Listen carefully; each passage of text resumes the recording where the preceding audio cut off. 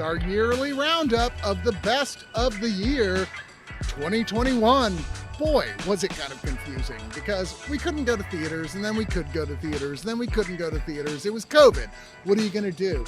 But there were so many good things that did in fact come out this year, both in movies and television shows, that we thought we had to tell you about it. And we got a ranking from our entire crew, which is bigger than it's ever been before this year, to talk about what they were. And we're going to go down the list of our top fives and look at what the best in fact was. We're here at the Nomad Bar in Austin, Texas, our home away from home, to get this started. And then, whatever, we might go somewhere else, just do the rest of it. But first, let's take a look, starting with number 5.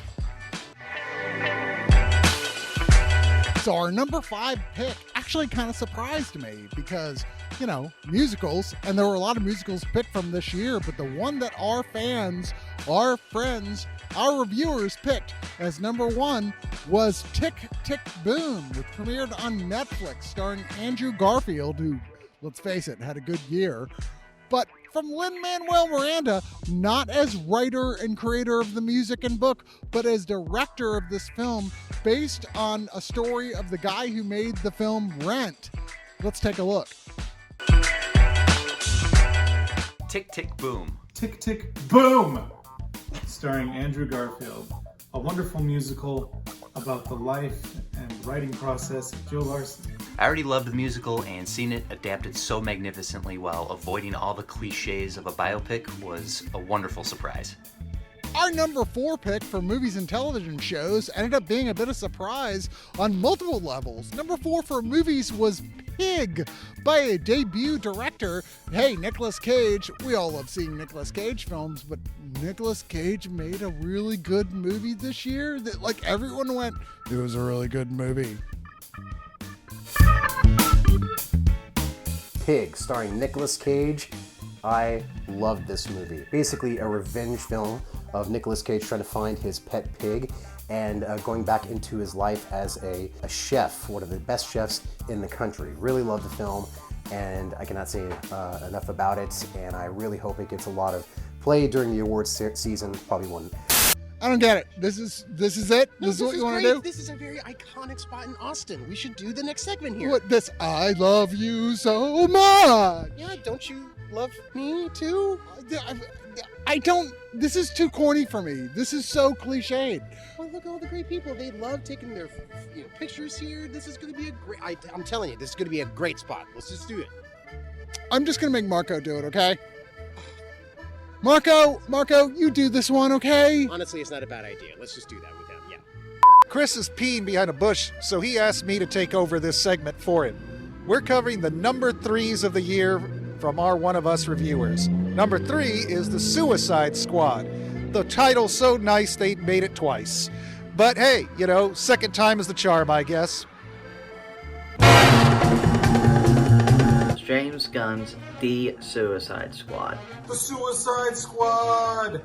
Finally, someone took the Suicide Squad comics, especially the original Ostrander run, and actually did the movie adaptation this concept deserves.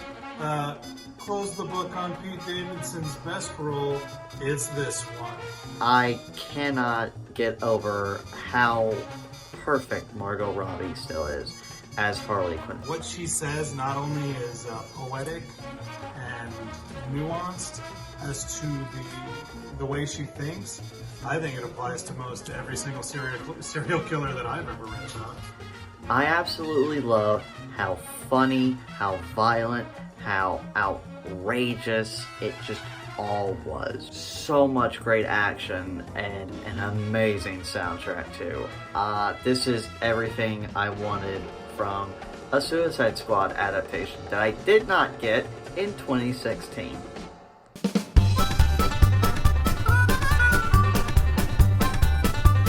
Oh, hey. Is this great? Does this work? Can you hear me? Can you even hear me? This is really loud in here. All right, fine. You know what? The number 2 selection was, wow. Only surprising because it wasn't number 1 in some ways was Spider-Man No Way Home. Man, our group loved this movie, and no big surprise, it's going to be one of the most loved Marvel films, I think, of the modern age. Hell, let's see what they had to say about it. I go to the movies for characters. I go to the movies for an emotional response. Spider-Man No Way Home. I'm gonna be a basic bitch. Amazing Spider-Man No Way Home was incredible. Because it is just such a perfect movie of Spider-Man, as well as being the end game of basically all live action Spider-Man related media since 2002. It's done so creatively and so thoughtfully. They managed to weave in all these different storylines from across the multiverses and did it in such a thoughtful and entertaining way, and it completely lives up to the hype. 10 out of 10. And number one, to my absolute pleasure, was the adaptation of Frank Herbert's Dune. We overwhelmingly loved this year. Let's take a look and see what people had to say about why they loved it so much. My favorite movie of 2021 has got to be Dune. Huge fan, everything I wanted out of an adaptation. Now, having not seen the original since high school, I was really more drawn to this one for its cast and crew, but I have got to say, this blew all of my expectations out of the water. I mean, it's perfectly cast, beautifully shot, and the way that it takes such famously difficult to adapt source material and just makes it so entertaining and accessible to general audiences was just nothing short of remarkable. Everything I wanted out of a sci-fi blockbuster. Denis Villeneuve is just knocking it out of the park. I didn't love everything about it, but my main issue is with what's left out, not what's on the screen. It's beautiful, it's true to the story, and it's filled with great performances. Our number 5 shot for TV was a split. Oh my God, we had a tie. First off was Squid Game, the huge shocker of the most successful thing on Netflix of all time, the Korean television series. And oh my God, it was insane. Let's take a look.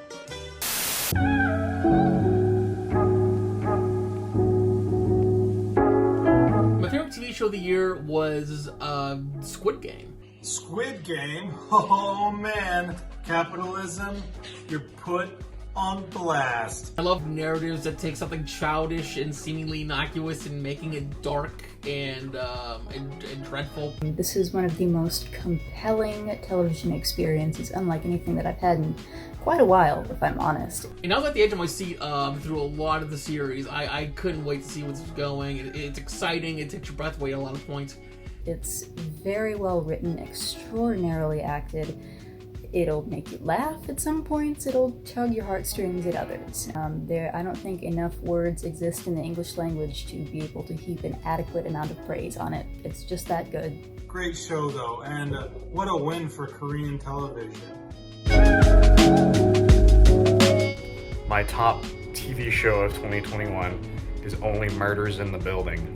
I expected a fun, goofy comedy. I didn't expect well-drawn, melancholy characters caught up in a genuinely engaging murder mystery with some cool twists and turns. I mean, it's created by these two comedic legends, Martin Short and Steve Martin, who have worked with each other for so many years. They absolutely know how to play off each other. There's so much more twists and turns and some great comedy going on in it.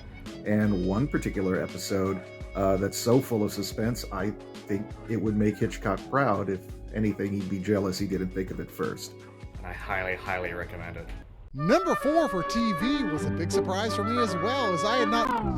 Why didn't we do the Squid Games episode here? Because the octopus... God damn it! It would have been... You know what? Oh! Fuck it. Just do whatever. Just do it.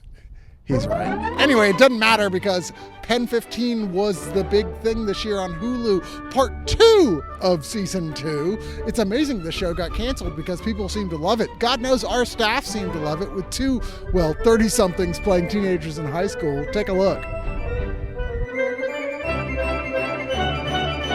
Pen 15, which we had to say goodbye to. Wow, what an incredible wild ride.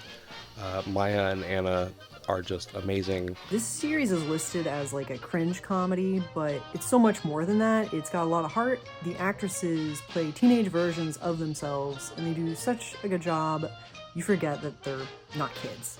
It perfectly captures kind of the induced insanity of like intense best friendship. I definitely related to it because it was about the right age bracket for it. Actually, the iconic spot is the one on the drag. This is the Johnny Come Lately. I mean, fine. I'll do it. I'll roll. Are we rolling? Okay. So now to do number 3 on TV.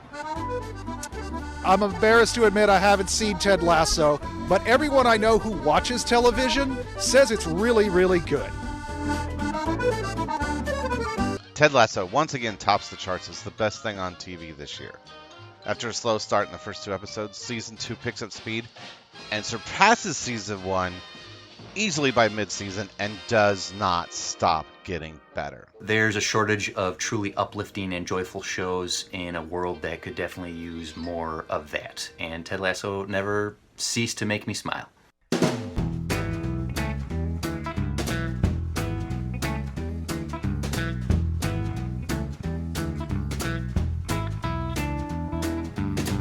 Much like my cornhole skills, number 2 in television was a shoo-in.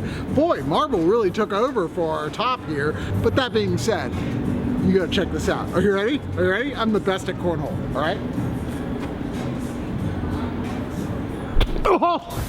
Oh shit.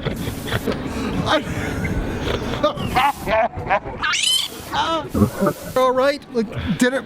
Wait, did it make it in the hole? It made it in maybe the you wrong son hole. of a bitch! You threw it right at me! Hey, but at least WandaVision was good, right? It was good. God damn it. My favorite television show of the year would have to be WandaVision. You know, after a decade of slowly but surely testing the thresholds of the general public for all things wild, wacky, and fantastic, they finally just went whole hog with all of that in this, and I think they really stuck the landing for the most part. I really liked all the different sitcom parodies, all the just perfect changes to hair and wardrobe and shooting styles and whatnot, and I gotta say, that absolute banger of Agatha All Along did not leave my head for a month. Hey, what can you do? Yeah, can I get the best TV show of the year? Wait, what are you talking about? Don't worry, I got this. Loki is the top television series for me, okay? For me. It really made me fall further in love with a character that I already loved, but just Tom Hiddleston gets to shine, and we get so many new, amazing characters, both that we know in the universe, or ones that, you know, are new to everyone. And it was really great with gorgeous, gorgeous set design as well.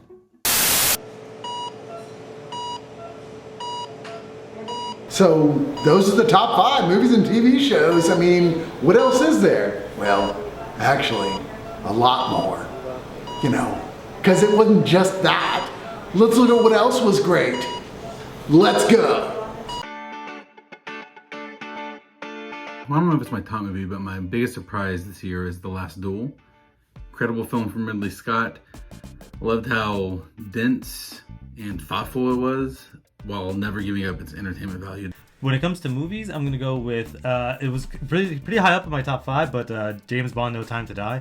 Never really been a huge fan of the James Bond series, but No Time to Die fires on all cylinders and managed to deliver a really surprisingly good entry in a series that I was not really a huge fan of.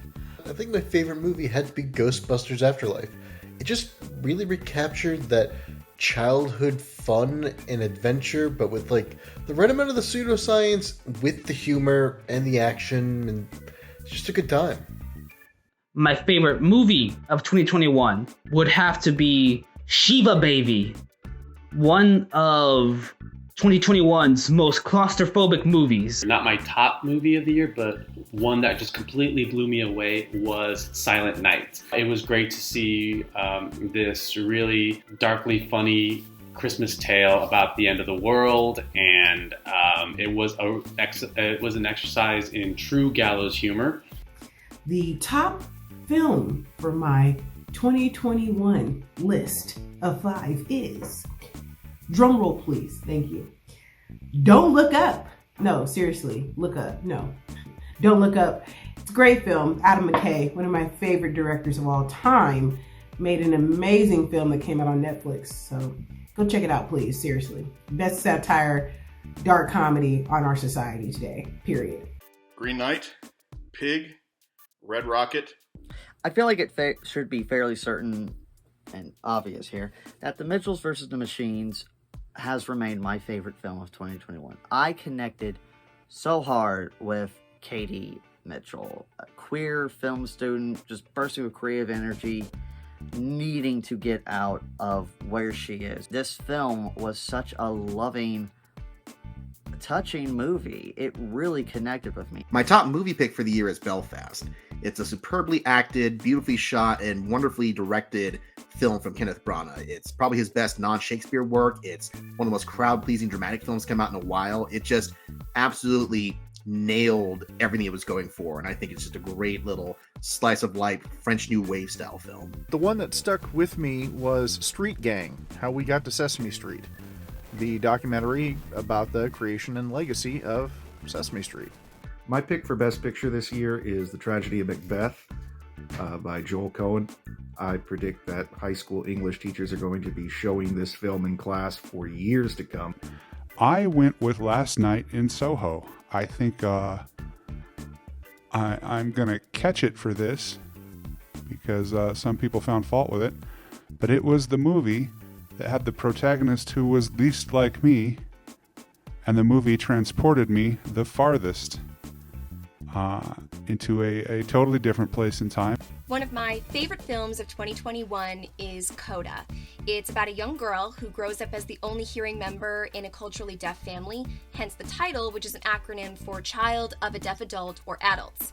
It's a lovely coming-of-age story with all-around terrific performances, a wonderfully written script that knows just how to balance the drama and the humor, and has one of the most heartwarming family dynamics I've seen portrayed in a while. I definitely got a good cry. Wes Anderson's The French Dispatch. This film is clearly a love letter to travel journalism of the old days, and this feels like a compilation of one magazine's greatest hits. Of course, like every Wes Anderson film, it's beautifully shot, beautifully designed, and incredibly well acted, but also very funny, at times touching, and exciting. And you see all these tricks that Wes Anderson has picked up over his last couple films that were new, and reworked these new techniques with such finesse. Come From Away, the staged Broadway production that was filmed for TV. Now, the thing about this show, and yes, I am a stage actor, I am drawn towards plays a lot of times a lot more than I am towards film, but the thing about this production is that there really isn't a set. There really aren't props, and costumes are really, really simple.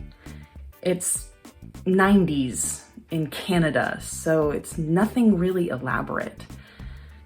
So the characters and the message has to take center stage, and oh god, what a message it is.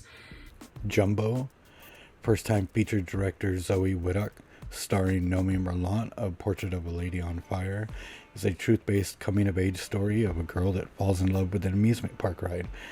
The story is absolutely precious, and the care of the director and the cinematographer in the home life scenes and at the fun park, as far as the visual experience, makes for one of the prettiest films I've seen in the last few years. Spencer. I honestly don't care about the royal family, and I've never really known that much, if anything, about Princess Diana, but I still found it to be one of the most impactful films that I saw all year.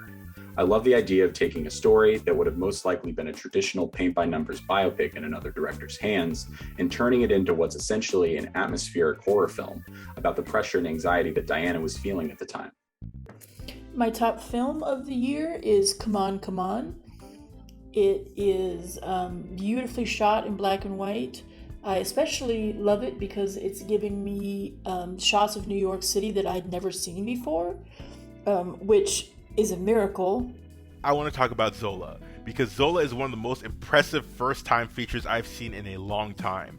I remember this Twitter thread being tweeted out and just reading it and going like, this is the most insane, hilarious thing I've ever read. And there's no way that they can capture that in cinematic form. And yet, there was so much inspired direction and performances. This is really something special. Favorite TV is probably I Think You Should Leave season 2. It's just the most bang for your buck. It's like 6 episodes. They're 25 minutes long. Get the most juice out of that squeeze. For my next pick for TV shows will be Doom Patrol season 3. This show, every episode is fantastic. Every episode of the entire series, and I feel like more people really need to watch. Every season we get is a miracle, so I really hope that this continues on for more and more seasons.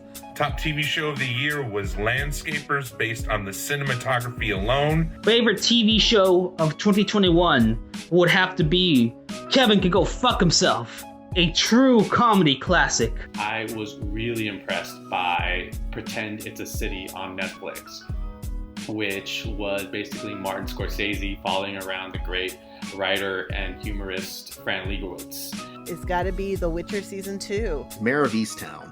I really had no hype going into this, and I was superbly surprised by how well acted, written, and directed this was. This was a delightful insertion of new inertia into a, kind of a lionized franchise, and it made an expansion on the mythology of the franchise without disrespecting anything beloved by existing fans. I just had a ton of fun with it. Mike Flanagan's Midnight Mass. Should come as no surprise to some. Flanagan is so brilliant at creating horror with a tremendous amount of heart, and this is no exception. The third season of Joe Pera Talks With You has been just as good as the last two, and I feel like not enough people are talking about this show in general. It's the sort of anti-Adult Swim comedy series where when you first watch it, you're expecting some sort of ironic twist or darker turn given the network that you're watching it on. But what you get is a genuinely wholesome, funny look at the simpler things in life. Station 11, the HBO miniseries being adapted by Patrick Somerville of The Leftovers and Maniac, and I love it just as much. The music from Dan Romer is very effective, and the music supervision, even for HBO with the needle drops, is fantastic. I binged watch Succession. Holy shit, that show, guys. Everybody is terrible. It's like Mad Men.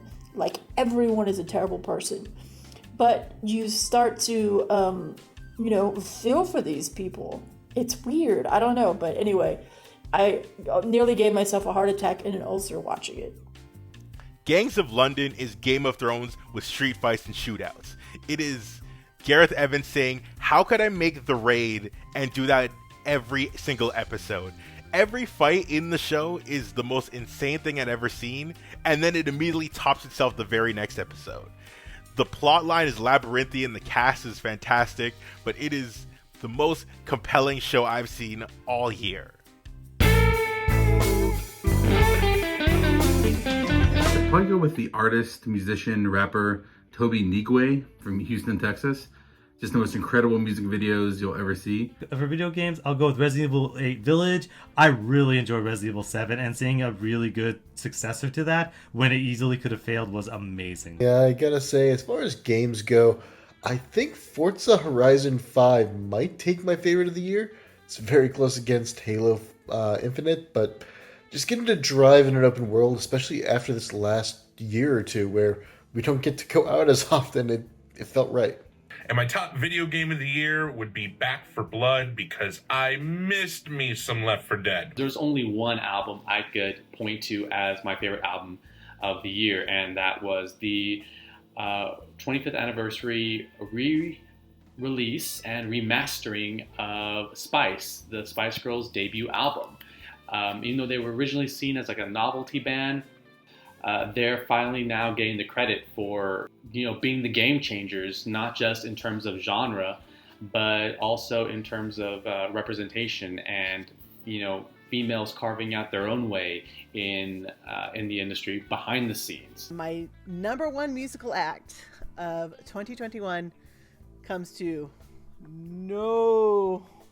Nobody's surprise is BTS. BTS is a Korean pop band who has taken over the world over the past few years, but they have really made a conscious effort to stay in touch with their fans throughout the pandemic. They absolutely deserve all the accolades that they've been getting. My favorite album of the year is Tyler, the Creator. Call Me If You Get Lost. Listen, folks, that guy's career evolution is something beautiful to behold. My other favorite thing from 2021 was the Boom Studios miniseries, The Many Deaths of Layla Starr. My third item is a podcast. It's TC and Jim's The Studio Demands It. The idea is a fictional studio, actually a listener, has given two screenwriters a pitch with some constraints, like make a movie out of a board game, make a new Indiana Jones sequel, tell us what you would do with Tron 3. Like, it really feels like a game you'd play over a table at a diner. It feels like a real the kind of conversation you have walking out of a movie that confused you a little bit. My final favorite of 2021 is Bo Burnham Inside. This is the first comedy special that Burnham has put out in 5 years, I believe, and he's discussing a lot here, from social media habits, the internet, isolation, as well as his own issues with mental health. And as Bo Burnham does, he tells it primarily through music. The songs are all fantastic, and they will definitely get stuck in your head, not just for how catchy they are, but for just how much they make you think. My favorite album of the year is by a band I've really admired for a number of years called We Are Scientists. They released a new album called Huffy. My top video game of 2021 will have to be Halo Infinite, because Halo Infinite is a return to form for a series that I have loved for a very, very long time. One of the absolute highlights of my entire damn year has got to be discovering the Panda Red TikTok channel. Holy crap. This guy started the channel last year initially as an art page, but once he started talking about comics and making skits about comics, initially to amuse himself, he realized that people were far more receptive to him, and so that's what he started leaning into. Valheim was a surprise video game hit this year. Mixing Norse mythology with the survival builder genre at a low price and with a promising roadmap of content to come, this makes Valheim my top video game pick of this year. And my other favorite thing to happen this year would be just being able to stay in contact with and occasionally see all the friends and family that I didn't get to last year. Gaslit by Divide and Dissolve. From Melbourne, Australia, these two Indigenous women are releasing music that speaks to Indigenous sovereignty, uplifting people of color's experiences, and destroying white supremacy. It is easily the heaviest music I have listened to repeatedly. The sounds are absolutely ferocious, and so is Divide and Dissolve. So I really like Cozy Grove because it's so pure and it's so sweet, and it's a good time waster, and there it is. And then in our freestyle category, I want to talk about the best album of the year, which is Silk Sonic, An Evening with Silk Sonic. It's Bruno Mars and Anderson .Paak saying, let's get the good stuff out, and let's just make an album that sounds both from the 70s and sounds modern at the same time, and they do it beautifully. The instrumentation is banging. Their vocal performances, their chemistry, everything is just so on point, and then they're just in and out. It is so good, unbelievably good, that I could not talk about this and just not sing its praises. Seth Meyers Corrections. Seth has been posting a weekly segment on his late night YouTube channel that's basically just him feeding the trolls, and it's very entertaining. I chose Deathloop for best video game. I didn't get to play it too much, but it's a really awesome sci-fi assassin game, and there's kind of like a mystery, but also like really weird parameters and rules there. But yeah, it's basically like The Prisoner and Clockwork Orange and Fallout had a baby, sort of, and Hitman. Anyways, those are my picks for this year.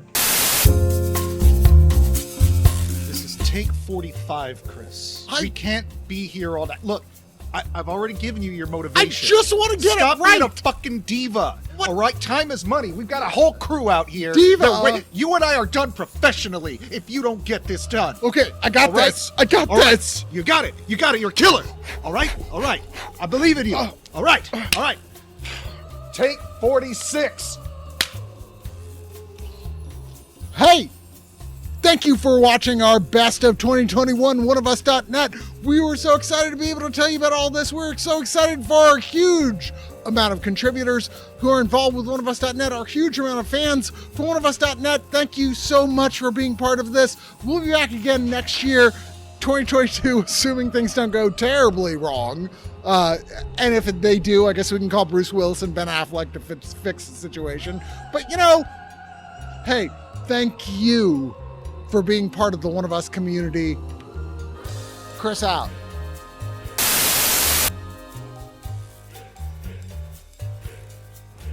$50 takes. 52. 52? 52. Jesus Christ. 52, Marco.